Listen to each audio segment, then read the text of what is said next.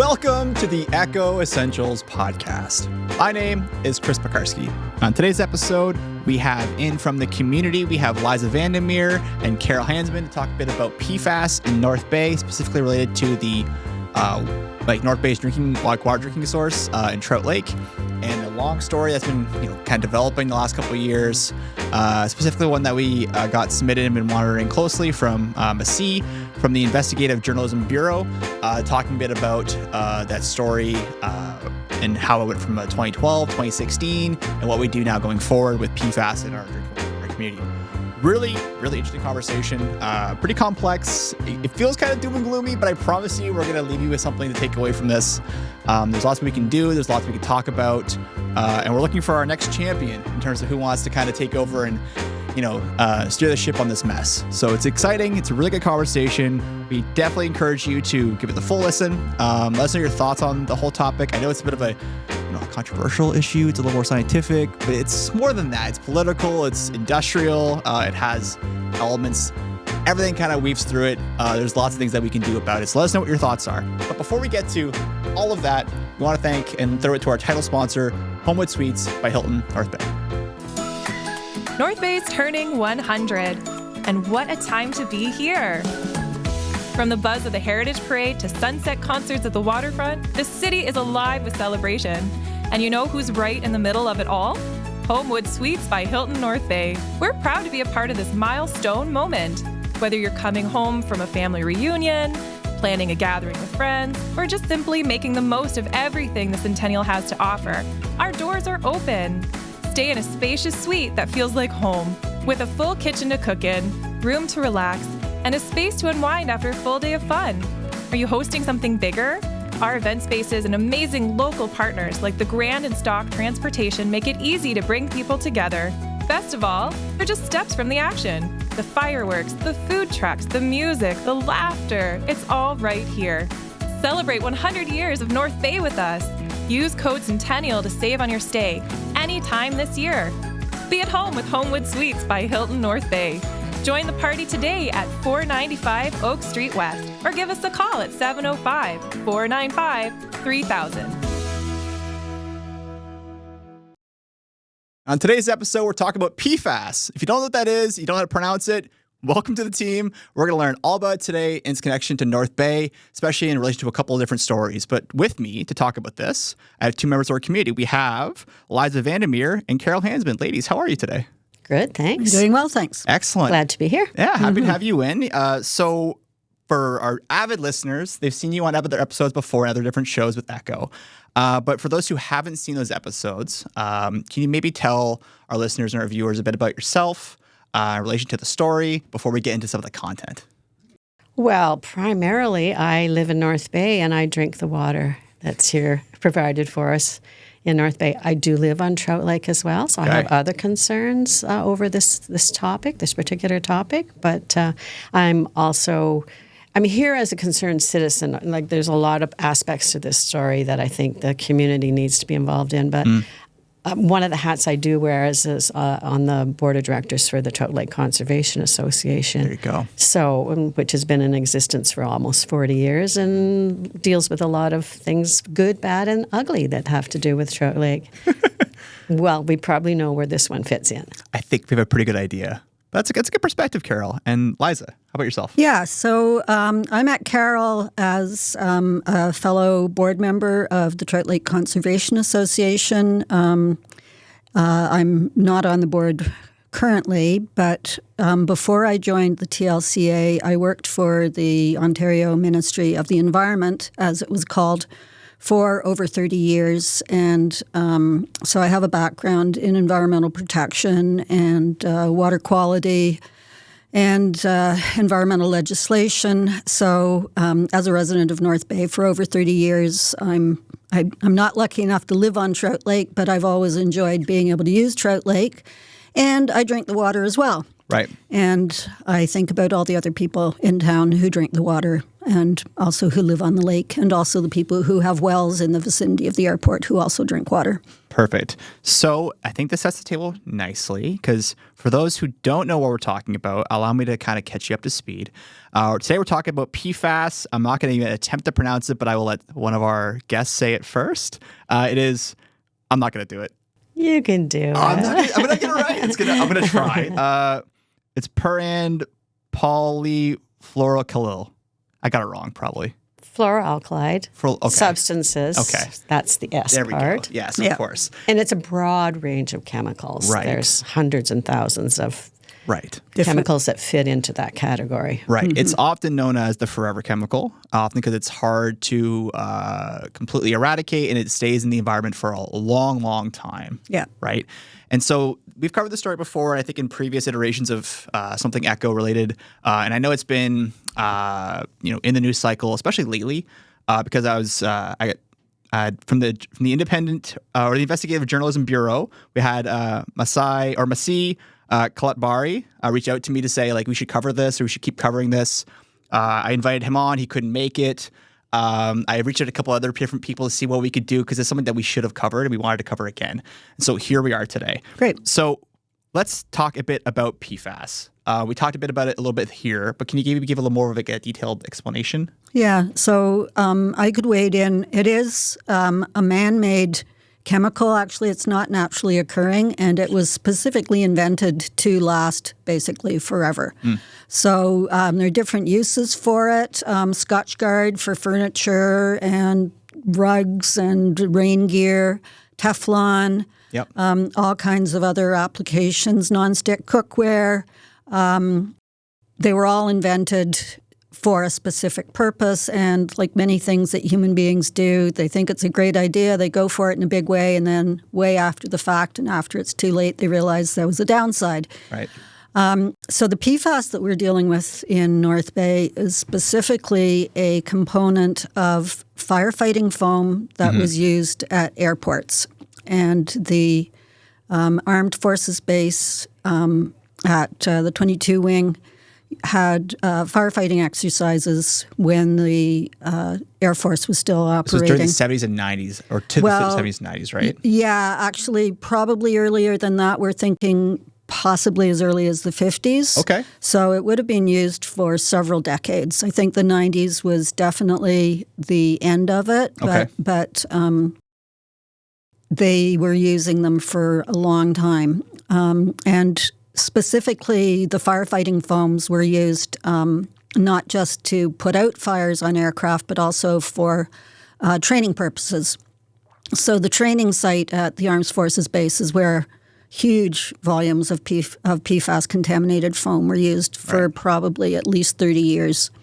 And at the time, as I say, they didn't know that it was a bad thing, so they just left it. Right. And it soaked into the ground, and then it soaked into the groundwater, and then the groundwater got to the surface water, and the surface water entered Trout Lake. Right. And it's still, throughout, that contamination exists in a huge, huge area, soils, water, rock, between the Jack Garland Airport and Trout Lake and the surrounding area. Right. And for those who might be like, okay, it's years ago, why should I care?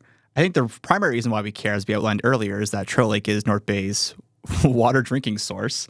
But there's a lot of other reasons too, right? So what kind of impacts does this have on, environmental or the human body as PFAS exists over time? Well, one of the first times probably that local people heard about PFAS in the water is when there was a ban put on fishing speckled trout from Lee's Creek.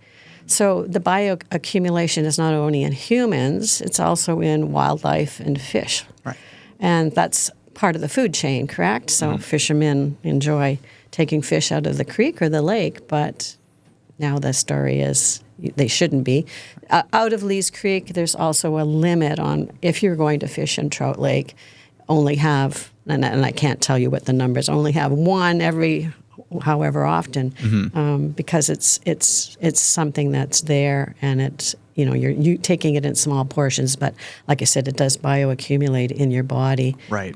And from a human health perspective, again, because PFAS were widely used, before they were widely understood.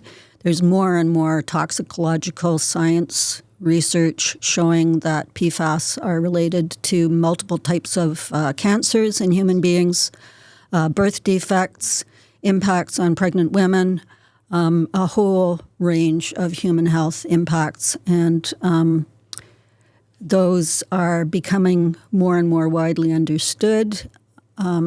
So that's one of the reasons that we're concerned that people in the North Bay area have been drinking the water for over 30 years. And just to address your point about, well, this happened 30 years ago, it's still in people's wells. It's still in Trout Creek. It's still in Lees Creek. And that contamination will probably take, they've done some cleanup at Jack Garland Airport, but the contamination is so widespread and so extensive that that will be there for decades more. Oh, it'll be there long after we're gone. Yeah, absolutely. It'll be there in the children that haven't been born yet, because their mothers will have taken on, been drinking the water. Unless the responsible agencies take effective action to make sure that people get treatment on their water supplies. That would be private wells, the people who use the water from Trout Lake at their homes, as well as the city of North Bay. Well, that's something that I'd like to talk about, because it has astounded me over the last couple years as this has come to the public's note. It was a year and a half ago that there was a public meeting at Memorial Gardens, but there was talk. People were starting to hear about it prior to that, and it became apparent that it was time to gather the public together and give them the full story, or as much information as was available at the time. So what has boggled me is that the conversation has been silent. It has gone dead. There's been silent. We can talk to many, many people who still do not know that their drinking water comes from Trout Lake, comes out of the tap, but the connect is not there. Well, object permanence, Or do know that it comes from the lake, but are not, obviously the problem is in hand, and we don't have to be concerned about it. Something's being done about it. So there hasn't been the pushback from the public. And when I say to people, well, it's not just your drinking water at home. Your children drink the water from the fountain at school. You drink the water from the fountain at Memorial Gardens. You go to a restaurant and you have a glass of water. So even if some people personally, including my husband and myself, have put a treatment system in our own home with our own money to cover ourselves. But very few people have done that. But if I said to you, and here it is, here's a glass of water, that water came from Trout Lake, and people look at it and go, well, what's wrong with it? I can't see anything. I can't see anything. I can't smell anything. I cannot taste anything. So what are you talking about? But if I said to them, here, drink a glass full of chemicals that are going to perhaps impact your health in some way, perhaps harm your children's health in some way, would you drink that glass of water down? Would you have 8 to 10 glasses of it a day? But people in North Bay are continuing to drink this water and not speak up about why are we having to drink this water. And just to add, it's not like bacteria or something where one glass will make you sick. It's exposure over decades, or exposure to an unborn baby that is going to have impacts. They call it, there's a difference between acute toxicology and chronic. Yeah. And this is chronic exposure. Yeah. And the more you are exposed to it, the more you drink, the more likely you're going to have health impacts. Right. And just to add to what Carol said about people not seeming to realize the significance of it, the other concern that we have is that given the documented potential for human health impacts, the medical community in North Bay isn't even aware that this is an issue. Carol and I met with representatives from the health unit a little while ago, and they confirmed that they've never made any effort to reach out to our physicians to let them know that the population of North Bay is exposed to this contaminant. And so there's no study, there's no effort made to look at, are our cancer rates higher? Are children born with more birth defects here? Are there impacts on on people's health? We've asked if Health Canada, the federal government, would be prepared to do some kind of human health impact study in North Bay. Yeah. The Health Unit and Public Health Ontario approached Health Canada to ask if they would be willing to do a human health study in North Bay. Good. They said no. Why? Good question. Isn't that the ultimate question, right? Exactly. But Health Canada does surveys of the Canadian population in general, looking at PFAS exposure. And at the last meeting at Memorial Gardens, our medical officer of health quoted from a Health Canada study. He said, good news, across Canada in general, people's PFAS levels are dropping because so many PFAS products are being taken off the market. But we are an unusual population because we've been exposed to PFAS for decades.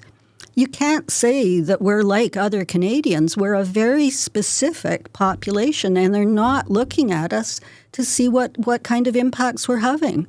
We can stop wearing clothing that have used PFAS in it, and you can get clothing, they'll say PFAS free. You can stop cooking your food in nonstick frying pans that have PFAS in it. You can, study all your cosmetics and shampoos, all those products. You can take all of those out of your life, but you can't take the drinking water that comes out of your tap out of the mix. I like that you put that there. Sorry, I didn't mean to cut you off, Carol. I think this reminds me of, and now I'm getting my own champion soapbox here because I'm on the same page, right? I'm on the same team.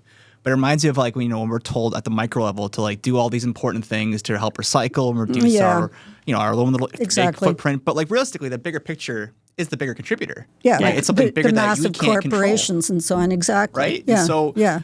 that's a challenge. And it's tough because you look at the glass of water and you don't see anything wrong with it. It tastes normal. It tastes fine. But it's a chronic issue. It happens over time. And from what I can tell, I'm 34 years old. I feel like I probably learned about PFAS in my limited understanding probably within the last maybe 10-ish years. Because it wasn't known. It's called a contaminant of emerging concern because more than 10 years ago, people didn't know. No clue. Or we're probably a little bit more than that. Yeah. Because 2012 is when Department of National Defense started detecting PFAS. Yep. In the water, in the groundwater that they were pumping out of the underground, the hole. Yep. And part of their story is that they knew that PFAS was in the groundwater, but they didn't think it was important, which is not true because there was documentation prior to 2012 there was. That there were impacts, and they might not have understood the full significance, but they knew. Right. Well, the manufacturers of the products also have known since the 1950s. Yeah, of course they're going to know. So, but again, we don't want to lay blame here. Everybody is learning. Yeah. And technology hasn't been there to remove it. The technology has come a long, long ways. It's not there to take everything, every bit of PFAS out of, depending on the quantity of water that you have. Household water. So, for example, for households, you can get countertop filters where, you can get your glass of water or you can get your cooking water out. You can get under sink filters. Costs a little more, but removes more from a larger amount of water. And you can get whole home filters. But when we're talking about a community and the amount of water that's going through a water treatment system, I don't believe the last research I did that it's able to completely take every particle of PFAS out of. No, but it could reduce it to much safer levels. Absolutely. And that's what we are wondering. Why is that not happening here? And it's very complicated regulatory-wise because there's the federal government and Health Canada and their regulations and on what's acceptable levels of PFAS in your drinking water. And they've come out with a new recommendation, which happened August of 2024. But here we have a provincial, the Ontario government regulates drinking water, and their acceptable levels are 70. 70, which is 1.5. No, well, the federal is 30, provincial is 70. Yeah. North Bay falls within that, so we're considered safe according to the Ontario government, but not the Canadian government. They're not it's saying so complicated. They're not saying it's safe. They're It's saying that falling it's within that it's legal. Yeah. It's legal. And yeah. and we've been told, and Carol's right. We can't point fingers, but there are some things that just need to move forward. So the Health Canada came out with their recommendations a long time ago, and they had those recommendations out in draft. And we've been told that the City of North Bay is ready and able to upgrade our municipal water treatment plant. We've been told that the federal government would be able to fund that, but they've just been waiting for the province to tell them when the new provincial standard is going to be brought in. Right. And we can't get an answer from the province about when they're planning to do that. So it's just like you're waiting for the other shoe to fall. And this has been going on for such a long time. You know, it's not rocket science, honestly.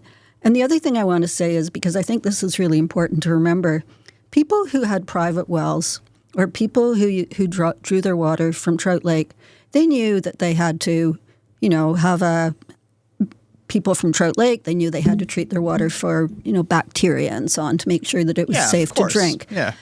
People with a well, you might need a water softener or something like that. But in the province of Ontario, and this is what I did for a living for 30 years, if your water supply is contaminated by somebody else's actions, they're supposed to restore your water supply. You shouldn't have to spend thousands of dollars putting in a treatment system because somebody else contaminated your water with PFAS. And that is a key point that we're not hearing about. Right. And I just wanted to say also, there are 160 wells that the federal government has been testing in the area of the airport. Right. And there are 66 of those which are over the Health Canada recommended level, but are under the provincial standard. So those 66 households are still drinking PFAS-contaminated water, and there has been no indication from the federal government if those people are going to be given some kind of alternate water supply. It's all so many questions, and you can't get answers for them. And people are getting very frustrated. Yeah. They're also afraid. Some of those people who know they've been drinking, I mean, even higher than provincial standards for many, many years, they're afraid for their health. Many people have health issues, and they say, was this caused by our drinking water? There's no way to prove it or disprove it either. Another thing that people have brought into that, what value is my property now? Yeah. How can I sell this to somebody when they know that we're having these issues with something that you feel is so basic to people as your drinking water? Yeah. It just kind of feels like eventually the Band-Aid has to get ripped off. Exactly. Like something has to get done. And I know we mentioned provincial, we mentioned federal. Speaking of questions, I got lots of questions here. We're going to get back into some of that content, come back if we can. Right. Just for those who are listening and maybe who aren't watching and maybe don't know exactly the numbers we quoted, I'm going to quote here from the piece from C.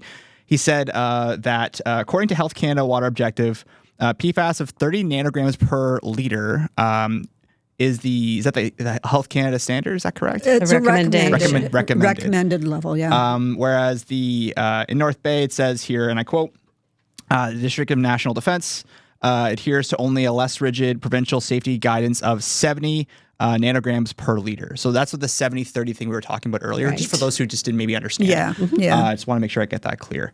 But getting back to the whole Band-Aid thing, it's tough because we talk about provincial, we talk about federal, we talk about, in the story there's a piece about the whole 5-year silence and the cover-up part of it, which is very compelling. But now, the genie's out of the bottle. Can we figure out how to talk to the genie? Let's just fix it. Let's just fix it, right? Yeah. Let's talk about it, everybody. Yeah. It should be the buzz on the street. Really? It should be the you go into a coffee shop, you're drinking coffee with your pals. Well, what's that coffee made out of?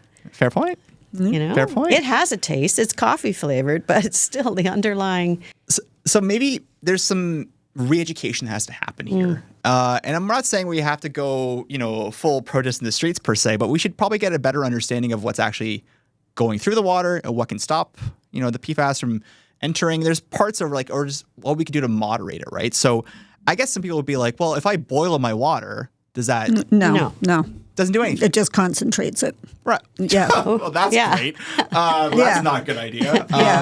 And obviously people will, I'm going to refer to the brand name, but we're going to use the collective understanding. Brita. Unless it says, because there are some new Britas that say they remove PFAS. Yes.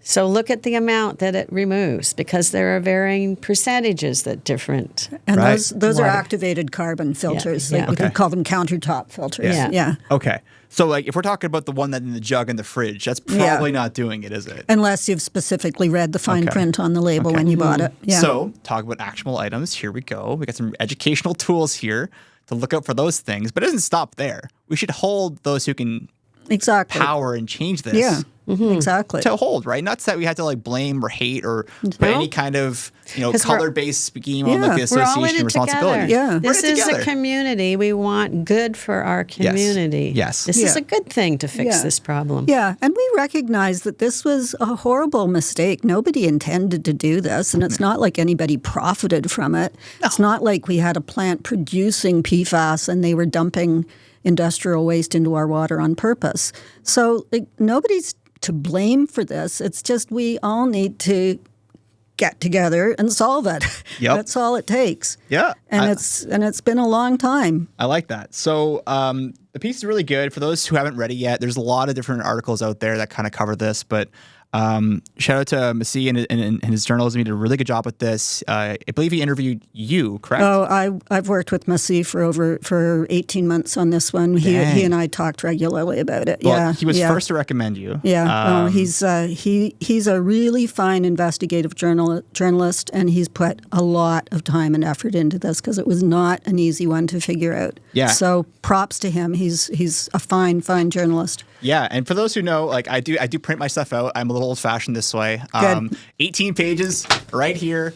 Highly recommend it. Colored. Oh, see, I try to save some money. Yeah. I don't know. No, it's an excellent article. It's a great piece. He did also mention, and shout-outs to Al. He said he couldn't make it. We invited Al McDonald, former mayor of North Bay, in to talk a bit about it. I imagine that's a bit of a different kind of dynamic, because he was the mayor of the city during the time in which this was all happening. To be fair, even though there is some levels of government that can kind of be more vocal or more accountable, the really two big parties we're looking at here are provincial and federal. Yeah. Right? Because not only do they measure things and deem acceptable different levels, the buck stops in both of these places. Exactly. Right? So let's start with provincial. Let's go.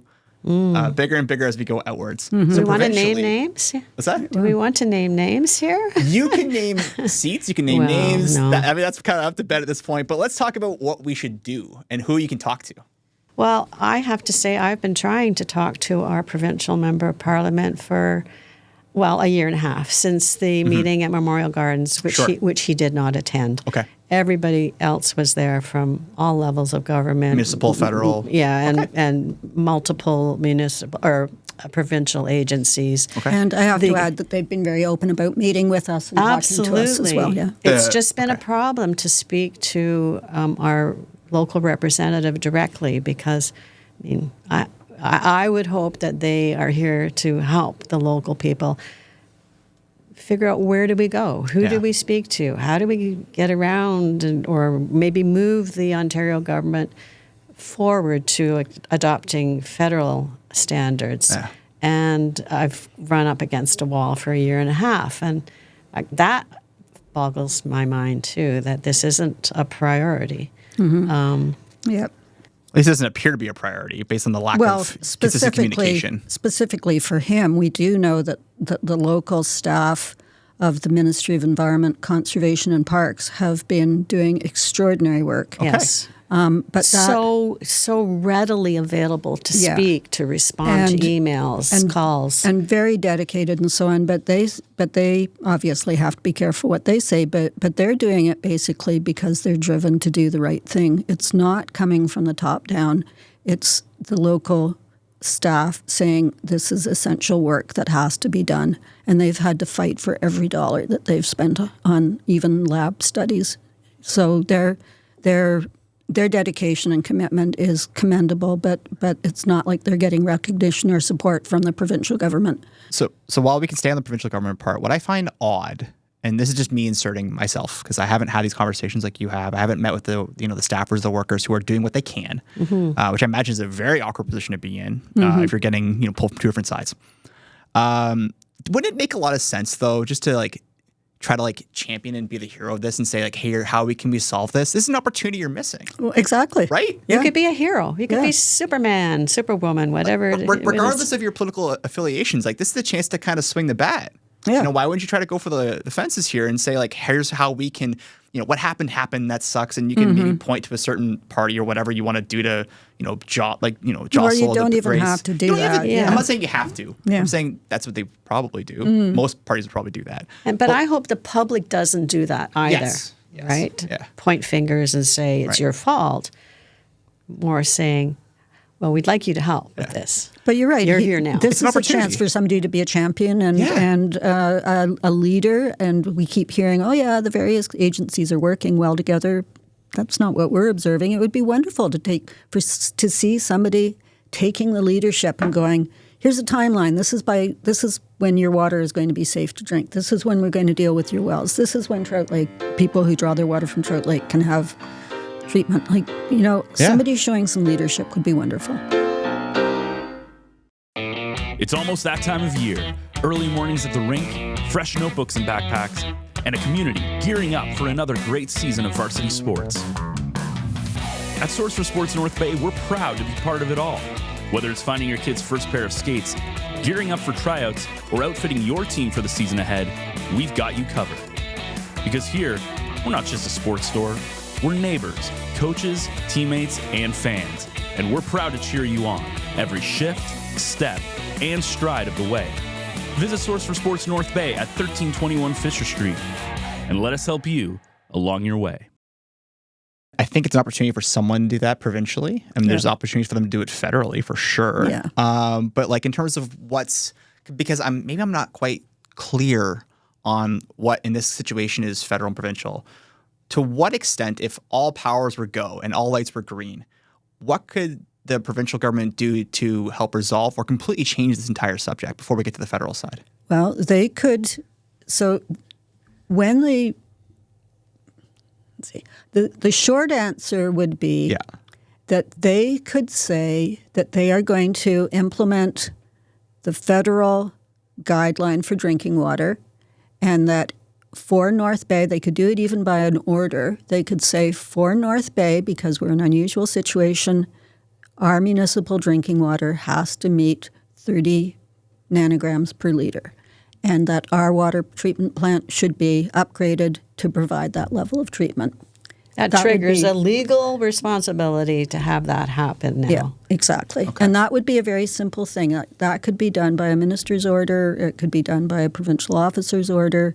And that would then remove the sort of administrative roadblock that everybody else keeps talking about. So let's say we light that wick. Yeah. Does this flame get to the federal level at a certain point? Yes. Okay, so what happens next? Okay, so talking about champions. Sure. Yes, we have a champion in our community who was our federal member of parliament, Mr. Anthony Rhoda, who worked tirelessly to get the monies that have already gone into the remediation up to this point so accessible to us, conversations. He learns things from us about what he didn't know about this issue and continued to, I have to say, I've had a conversation with him in the last month and continues to say, anything I can do, please let me know how I can help with this. He was very, very helpful the whole time he was in office. And I have to say that during the last federal election, Pauline Rochefort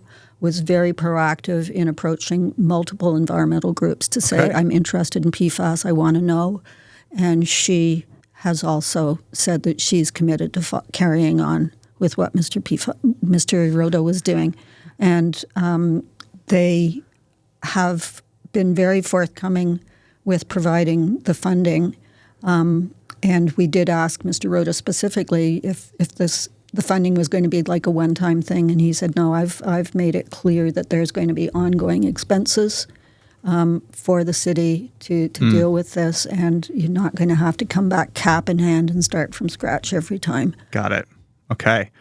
So shout out to Anthony. He was on the show 2 weeks ago with us. Yeah. It was awesome. It was a great conversation. Oh, you listened to it? Oh, thank you. Yeah. Shout out to the episode 2 weeks ago.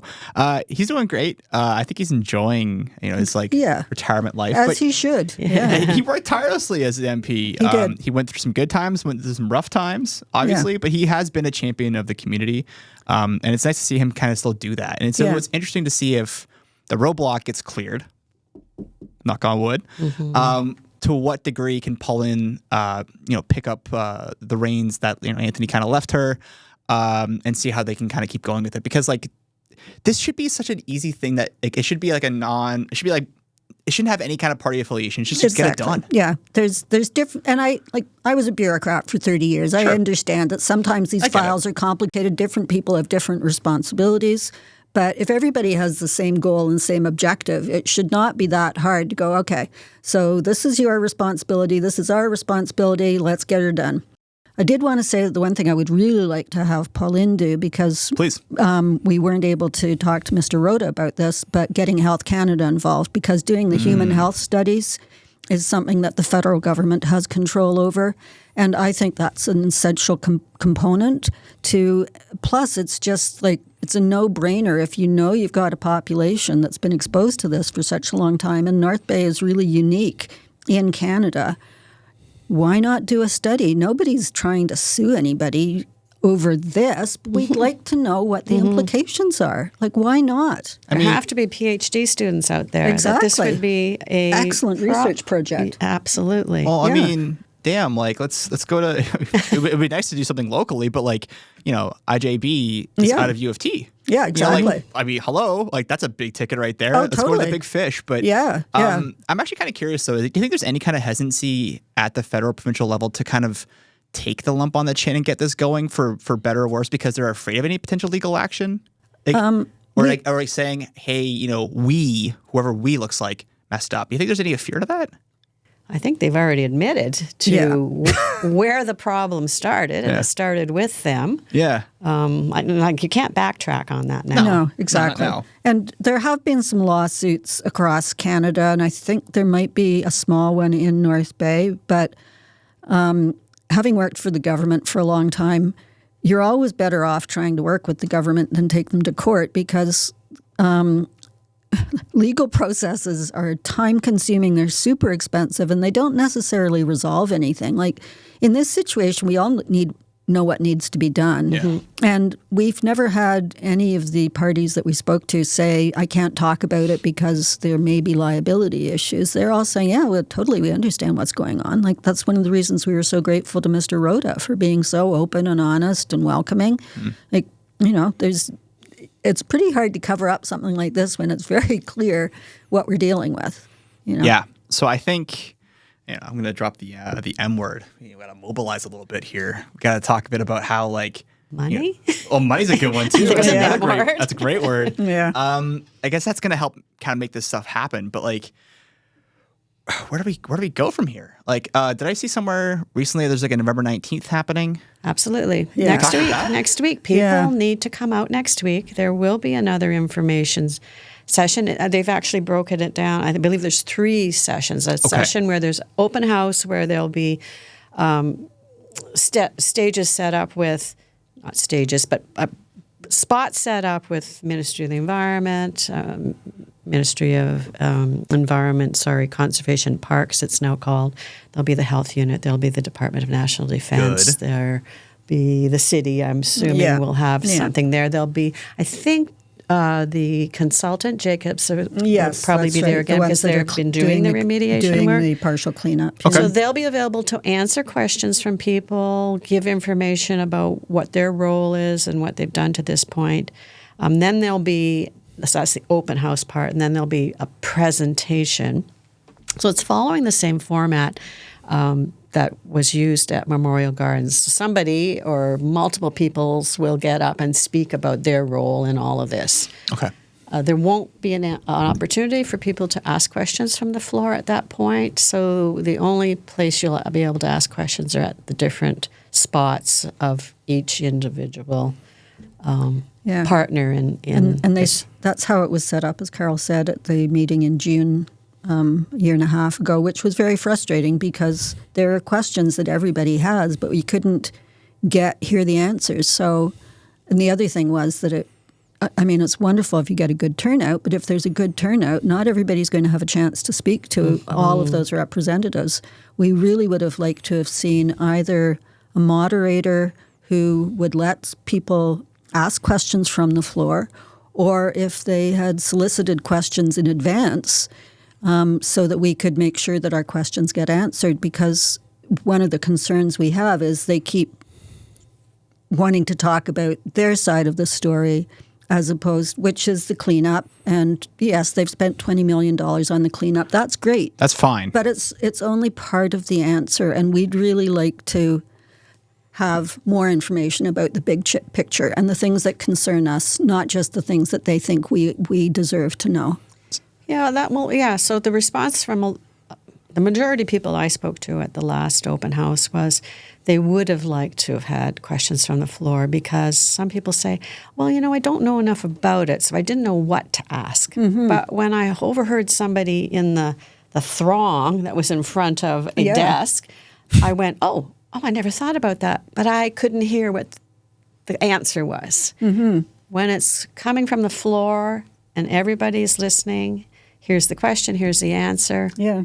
It enlightens people more than, yours or my limited outlook on something and what we ask.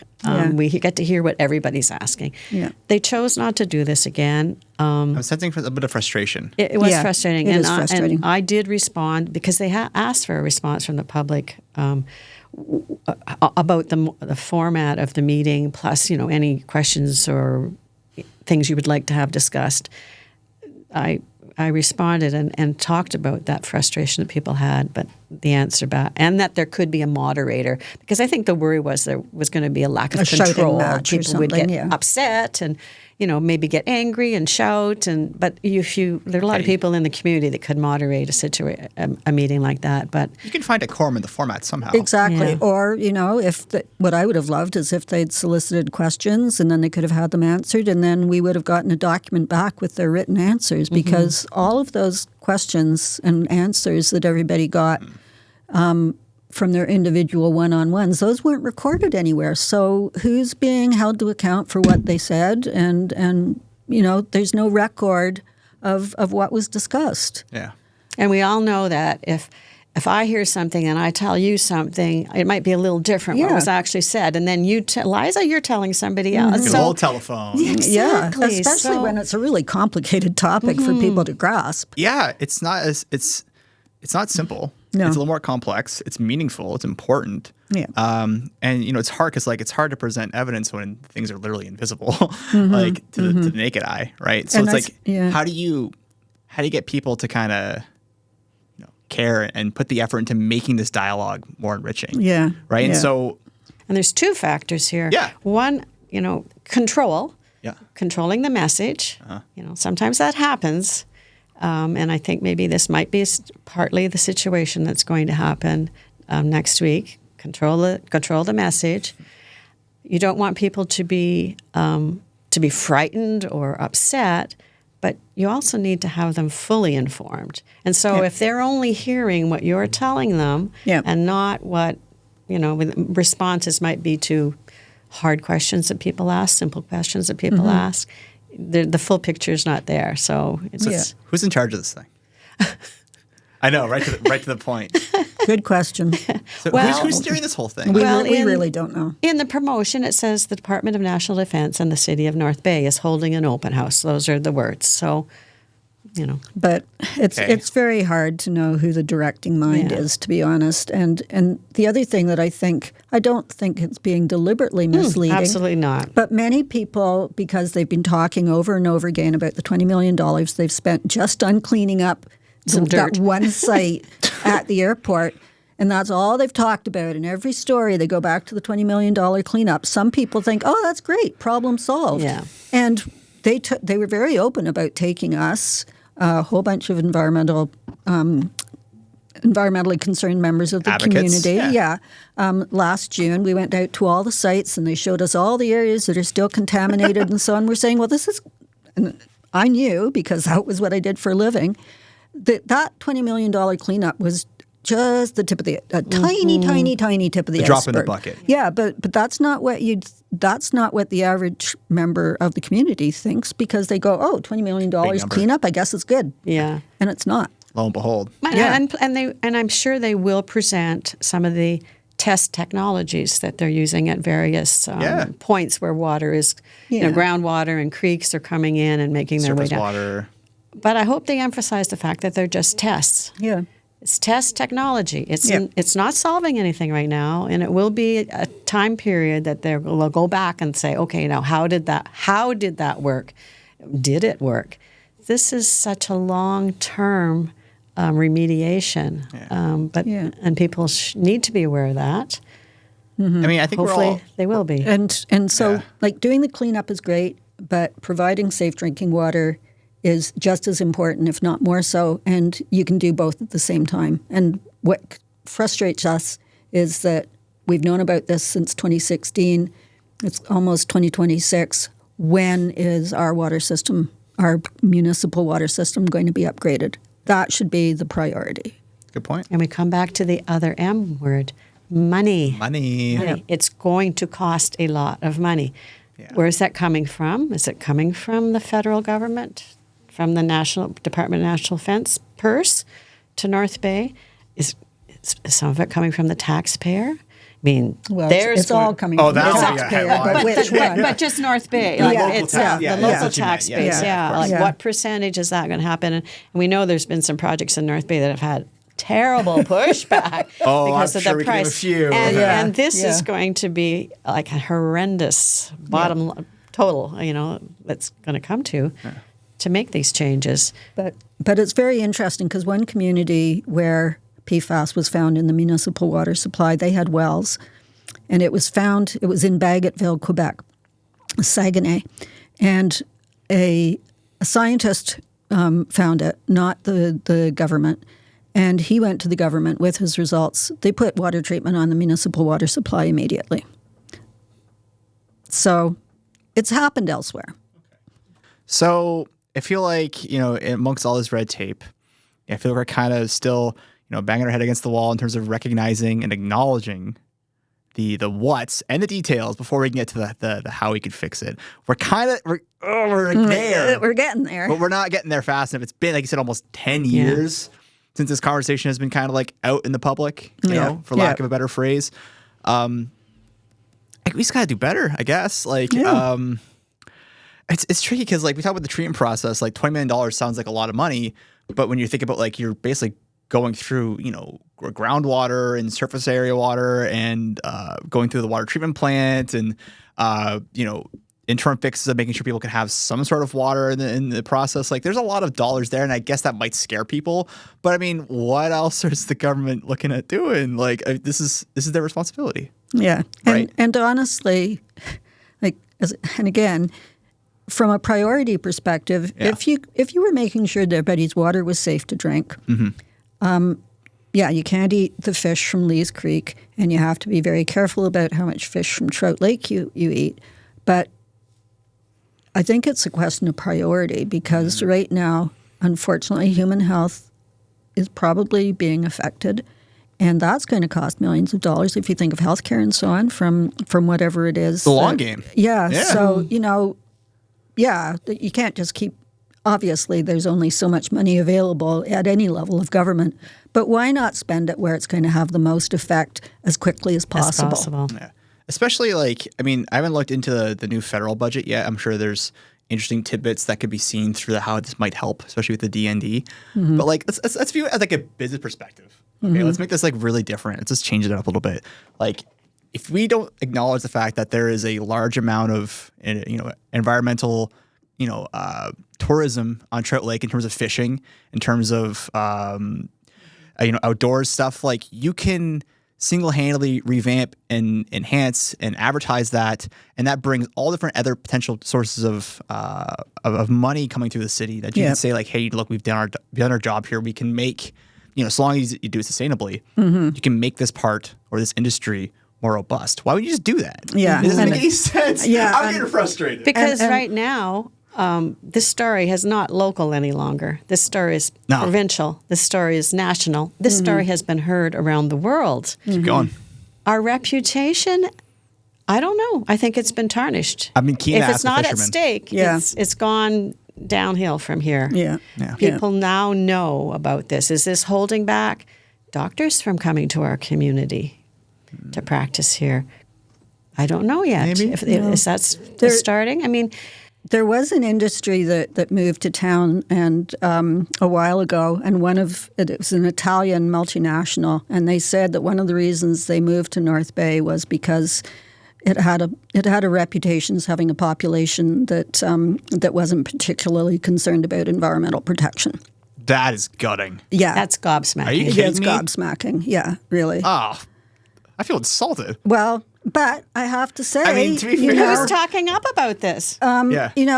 Unfortunately, Carol and I have been talking about this until people are tired. Like, I can tell you, Oh, my here she comes. kids, my kids go like when this article was published, I shared it with them, and they went, "Oh, good work, Mom." And I said, "I've been working really hard on this." So a lot of people, I think, they're just overwhelmed. There's so much going on right now that they just think, this is one more thing that I just can't deal with. But unfortunately, sometimes we have to grapple with things.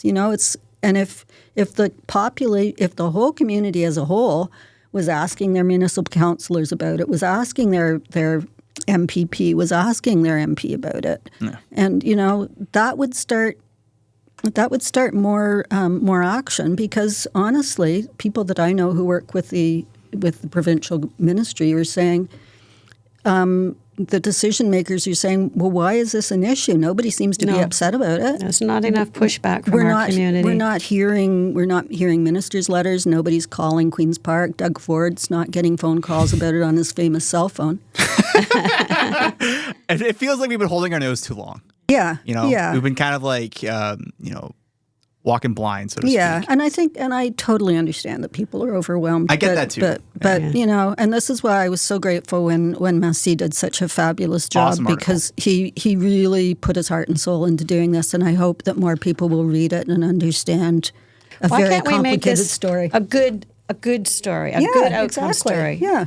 Why can't our community come together and say, let's solve absolutely. this? Yeah, exactly. Let's put a positive spin on this. No, This is you're something right. Yeah. terrible that's happened, but it can be fixed. Let's find a champion. Yeah, exactly. Right? Yeah. A couple champions. Who cares? Let's get it done. We can the whole community can be champions. Yeah. How about that? Make us all feel good about something that we've done for our community that's positive, that people from the outside have looked at and said, this is dismal. This is a terrible thing that's happened there. But look what those people did. Exactly. They learned about it, they talked about it, and they made something good happen out of it. They cleaned the problem up. And now we'll be back to this line that people used to always say, it's a beautiful Northern Ontario community with pure, clean waters. Be nice, right? Yeah. So let's keep making this an issue, whether it's environmental, political. Let's make it business. Yeah. Let people know. Yeah. That this isn't just like some sort of like fringe niche idea. This is affecting all kinds of things that have science backed into it. Yeah. Right? This isn't just some like quirky video you find on YouTube at 2 a.m. This is a real issue. Yeah. And it's been acknowledged by all levels of government. Yeah. This All isn't over the something- world. Yes. Technology. Yeah. And Something. nobody can say they don't know anything about it because there's so much information online. Yeah. How much time do people spend online? A lot. Maybe much. they should look at some of this stuff and just, say, oh, okay. Yep. So, I mean, I'm keen to see where this goes next. I mean, obviously, I'm following it. Yeah, I've been following it. There's a lot of interesting pieces that are going to come out from this. I hope there's something good that comes out of November 19th. And what happens after me that. too. Yeah. We can remain skeptical with the amount of healthy skepticism. I think it's important to have that. But yeah, let's be uncomfortable with let's be comfortable with being uncomfortable. Like this is something that happened. Yeah. Let's do some work on Yeah. it. And let's see how we can get it done. So call out to all members of, local, provincial, federal government. Like, let's do what we can. Let's talk about it. Let's just talk about it and let's get some progress on this thing. Yeah. So, because I'm really thirsty, but I'm not drinking this water. I'm going to go home and drink water from my filter. So can I make a little joke, Carol? Is that like Absolutely. Obviously we talk, and it's part of my job. I went to go take a sip, and I was like, I had a moment of hesitancy. I'm like, I'm talking about this right now. And I felt like he looked at me and was like, I had to take it. I had to drink this. But your business could put a filter in here. So that's awesome. But I'm sorry. We pay taxes. Yes. We pay big taxes so that our tap water is safe to drink. And I feel passionately, like, why should the people who can afford to put a treatment system on their own personal supplies get to do that, whereas people who don't have $5,000 to put in a treatment system have to drink And the problem is I think so many people have just gone, oh, well, I'm just going to put in a filter and I'm not going to worry about it. And to me, I can understand that decision, but if it means that you don't pay any attention to the community as a whole, then that's a bit of a defeatist attitude. I'm sorry, I feel pretty strongly about that. But you put the filter in. And you go, why am I having to do this to the people that are making sure that you don't have it coming out of your tap? And I want to be compensated for that money that I put in. Yeah. So pens to paper, boots to ground. Yeah. People come out on Wednesday, November the 19th to the Best Western. Yeah. Please do. Yeah. What time's it at, by the way? Oh, there's a 3 to 4 and a 5 to 6. It's the stage thing. There's all one day. Yeah, so all it's 4 hours in total, I think. Mm-hmm. Yeah, so there's lots of opportunities to come, and there's information on the city website as well. Yep. Good. There's information on the health unit website, and a sweet group of volunteers with the Trout Lake Conservation Association delivered 500 flyers last weekend to households on the lake. Good. Because they're the only ones that have mailboxes that you can, or you can go door to door. It's a little hard in town, but there's people out there trying to get the word out. Yeah, and there's lots of information available if people have questions. The Trout Lake Conservation Association has lots of people who are able to direct them to the right source of information. I'm happy to hear from people.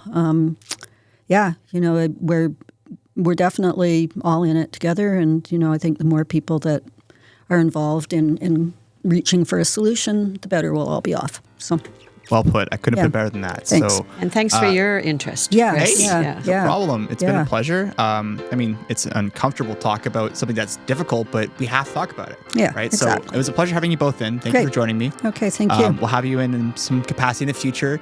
Hopefully with some resolutions. That'd be nice. Yeah, wouldn't that be great? Yeah. Oh, that'd be an awesome update. Yeah. But in the meantime, we'll touch base, and thanks for coming in. Great. Thanks so much, Chris. Thank you very much. Right.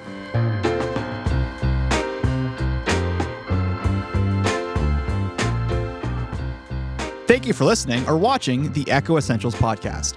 My name, as always, is Chris Piekarski. Let us know your thoughts on the episode. Feel free to like, share, subscribe, follow us on all available platforms. If you get a chance, check out our website as well. Subscribe to the Echo Essentials newsletter so you can get all kinds of beats related to our podcast shows and stories around the city. Thanks so much for listening.